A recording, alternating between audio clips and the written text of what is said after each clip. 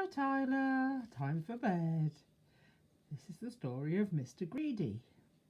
Mr. Greedy liked to eat. In fact, Mr. Greedy loved to eat, and the more he ate, the fatter he became.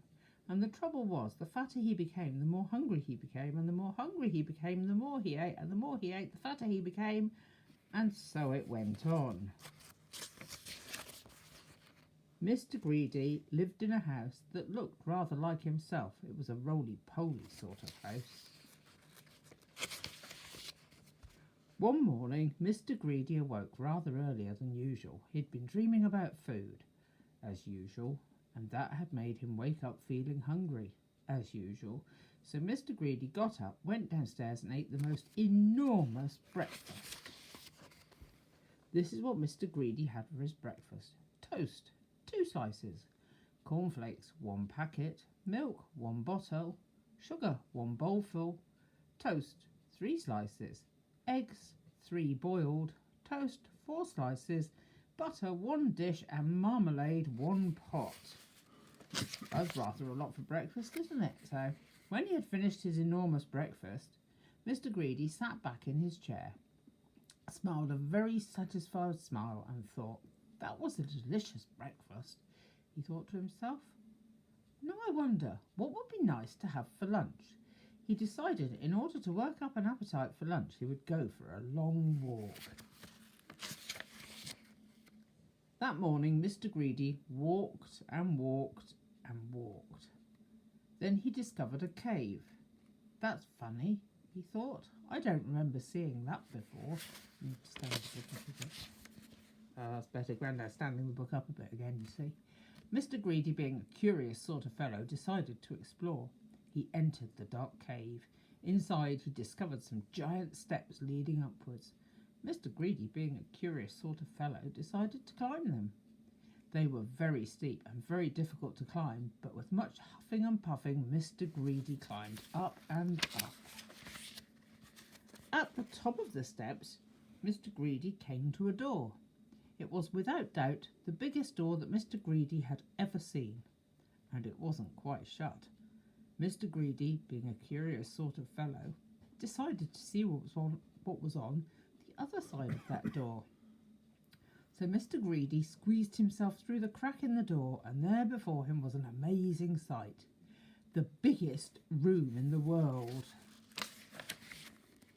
The floor was as big as a field. The table in the middle of the floor was as big as a house, and the chairs around it were as high as trees. Mr. Greedy felt very small. Then he sniffed. Coming from somewhere up on top of that gigantic table was the most delicious foody smell that Mr. Greedy had ever smelled. Mr. Greedy sniffed again and then decided that he must get up onto that table. So he began to climb up the leg of the enormous chair. It was very difficult, and it took him a long time, but eventually Mr. Greedy stood on the table. Everything was larger than life. The salt and pepper pots were both as big as pillar boxes. There was a bowl of fruit on the table, and Mr. Greedy tried to lift one of the oranges. And Mr. Greedy, being Mr. Greedy, took a bite out of one of the apples there. Then he looked around. Over on the other side of the table stood the source of that delicious smell. A huge, enormous, gigantic, colossal plate, and on the plate, huge, enormous, gigantic, colossal sausages, the size of pillows, and huge, enormous, gigantic, colossal potatoes, sorry, Tyler, the size of beach balls, and huge, enormous, gigantic, colossal peas, the size of cabbages. Mr. Greedy hurried across the table towards the plate, and being Mr. Greedy, began to eat. Very naughty, isn't he? Suddenly, a shadow fell across the plate, and Mr. Greedy found himself being picked up by a giant hand and looking into the eyes of a real live giant. And who, thundered the giant, are you? Mr. Greedy was so frightened that he could only just manage to squeak his name. Mr. Greedy, he squeaked. The giant laughed a laugh as loud as thunder. Greedy by name and greedy by nature, he bellowed. Well, I think, Mr. Greedy, that you need to be taught a lesson. And what a lesson it was. The giant made Mr. Greedy eat up everything on that huge, enormous, gigantic, colossal plate. We can't see the picture. I have to keep up. Keep still. When he had finished, Mr. Greedy felt very ill indeed, as if he would burst at any minute. "Now," said the giant in a much quieter voice, "do you promise never to be greedy again?"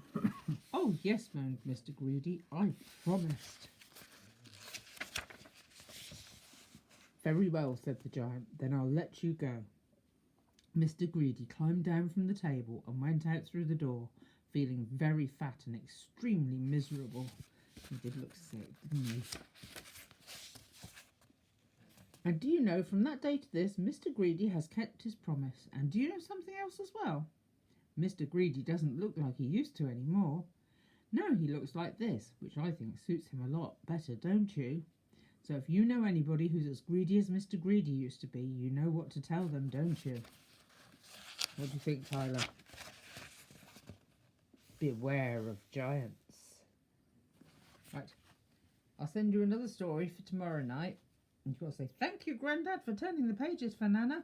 All right, Tyler. Night, night, darling. Love you. Take care, sweetheart. Love you.